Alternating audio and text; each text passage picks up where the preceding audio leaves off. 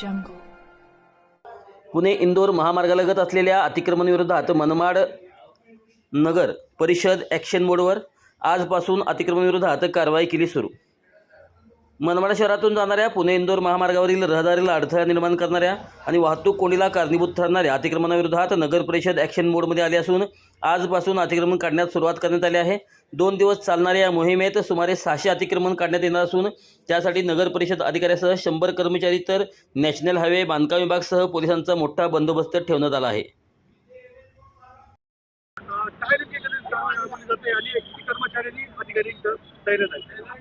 मनमाड नगर परिषद हद्दीमध्ये येवला मालेगाव रस्त्यावरती तसेच चांदवड ते नांदगाव रस्त्यावरती तसेच गावामध्ये बहुतांश खूप प्रचंड मोठ्या प्रमाणात अतिक्रमण झाल्यामुळे रस्त्यावरून येणाऱ्या नागरिकांना प्रचंड त्रास होत आहे. त्याच्यामुळे वारंवार महामार्गाचा अपघात घडत आहे. त्याच्यामुळे माननीय पोलीस निरीक्षक मनमाड शहर पोलीस स्टेशन यांनी नगर परिषदेला 3 वेळा आतापर्यंत सदरचं अतिक्रमण काढण्यासंदर्भात नोटीस दिलेली आहे, पत्र दिलेलं आहे. तसेच नॅशनल हायवेने देखील सदरचं अतिक्रमण जे त्यांच्या हद्दीमध्ये झाल्यामुळं ते वारंवार यंत्रणांमार्फत सदरचं अतिक्रमण काढलं गेलं पाहिजे असं मागणी करत होते.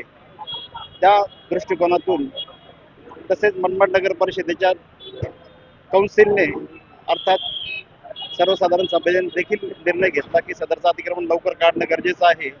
कारण वारंवार अपघात घडत आहे. 2 बालकांचा मृत्यू झाला मध्यंतरी. त्याच्यानंतर एक स्विमिंग टँकमध्ये एक जण बुडून मृत पावल्यामुळं त्याला वेळेवरती 1 तासाकरता ट्रॅफिक जाम असल्यामुळं त्याला रुग्णसेवा मिळू नाही शकली. त्याच्यामुळं या अतिक्रमणाचा शहराला त्रास होत आहे. हा त्रास कमी करण्यासाठी नॅशनल हायवे, मनमाड शहर पोलीस स्टेशन, PWD आणि मनमाड नगर परिषद असं सर्वांच्या वतीने सध्याची अतिक्रमण मोहीम राबवण्यात येत आहे. सदरच्या अतिक्रमण मोहिमेमध्ये मनमाड नगर परिषदेचे जवळपास अधिकारी कर्मचाऱ्यांसह 100 कर्मचारी यामध्ये सहभागी झाले असून जवळपास 100 कर्मचारी माननीय SP साहेब यांनी देखील नगर परिषदेला नॅशनल हायवेला अतिक्रमण काढण्याच्या मोहिमेसाठी दिलेले आहे. किमान 2 दिवस ही अतिक्रमण मोहीम अजून इथून पुढे चालणे अपेक्षित आहे आणि यामध्ये साधारण 650 अतिक्रमण किमान निष्कासित होतील असे नगर परिषदेचं नियोजन आहे आणि नॅशनल हायवेचं देखील तसं नियोजन आहे. काय पार्श्वभूमी आणि आपल्याकडून किती बंदोबस्त आहे? त्याच्यामध्ये नेहमीच होणारे जे पुणे इंदोर रस्त्यावरती रस्त्यावरती नेहमीच होणारी जी वाहतुकीची कोंडी होती त्याकरिता मी PWD असेल किंवा नगरपंचायतला वारंवार पत्रव्यवहार करण्यात आलेला होता.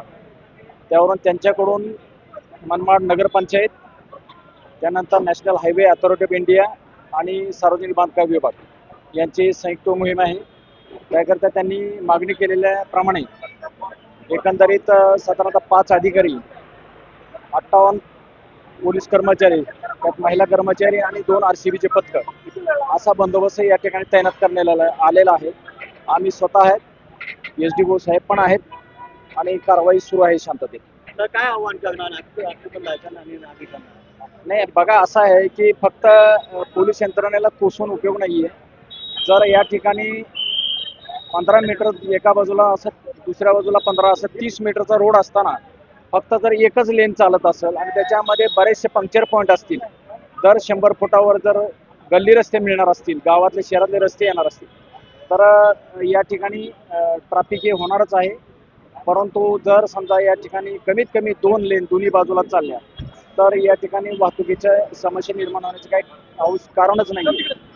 पण ते हीच गोष्ट होत होती आणि आपण आता बघितलं की जिथं अतिक्रमणात काढलेलं आहे त्या ठिकाणचा रस्ता किती मोठा दिसतोय आपणच पहा.